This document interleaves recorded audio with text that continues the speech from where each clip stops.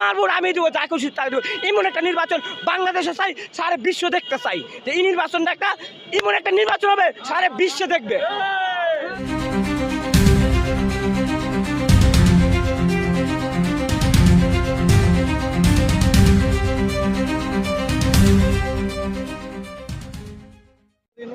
ফেব্রুয়ারিতে নির্বাচন, এই নির্বাচন উপলক্ষে জাতীয়তাবাদী বিএনপি আশাবাদ করতেছে, কিছু বলবেন? আমি তো ভাই বলতে গেলে অনেক কথা বলতে হবে, তাও বলতেছি। আপনার জনগণ করে নির্বাচন 16-17 বছর দেখতে পারছে না। আর নির্বাচন দেখছে, নির্বাচন ভোট দেখছে না। নির্বাচন কেন্দ্রীয় স্বাধীনভাবে কেন্দ্রীয় দিতে পারছে না, স্বাধীনভাবে ভোট দিতে পারছে না। আমার ভোট আমি যাকে খুশি দিব, এটা হচ্ছে না। কিন্তু নির্বাচন হচ্ছে কুত্তা লিগে নির্বাচন, কুত্তা ঘুমাইছে কেন্দ্রের মাঝে।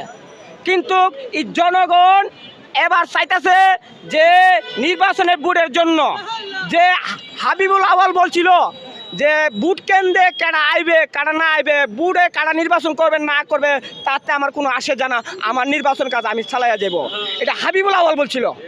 কিন্তু নুরুল হুদাও হেরা নির্বাচন করছে, কিন্তু তারা জনগণের কথা ভাবছে না, জনগণের বাংলাদেশের কথা ভাবছে না। বাংলাদেশ যে বিশ্বের কাছে একটা রাষ্ট্র এটাও ভাবছে না। হেরা ভাবছে আলী হাসিনার ক্ষমতা রাখুন যাব। কিন্তু জনগণে উত্তিষ্ট হইতে মনে করেন যে হাসিনারে যেমন রাজপথে নামছে মরবো না বাঁচবো এটা কেউ চাইছে না। কারা মরবো কারা বাঁচবো কারা থাকবো কারা মরবো এটা কেউ ভাবছে না। রাস্তা আবার নামে হাসিনার হেদাইছে।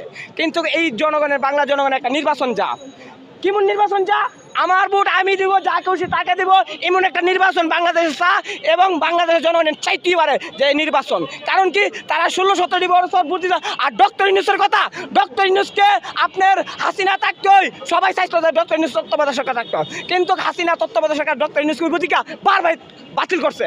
কিন্তু এই ডক্টর ইউনূসের তত্ত্বাবধায়ক সরকার হয়েছে। আর ডক্টর ইউনূস অধীনে বাংলাদেশে নির্বাচন হবে, যে নির্বাচন বাংলাদেশে মানুষ চাই, সুষ্ঠু একটা নির্বাচন, সুন্দর একটা নির্বাচন, স্বাধীনতার একটা নির্বাচন।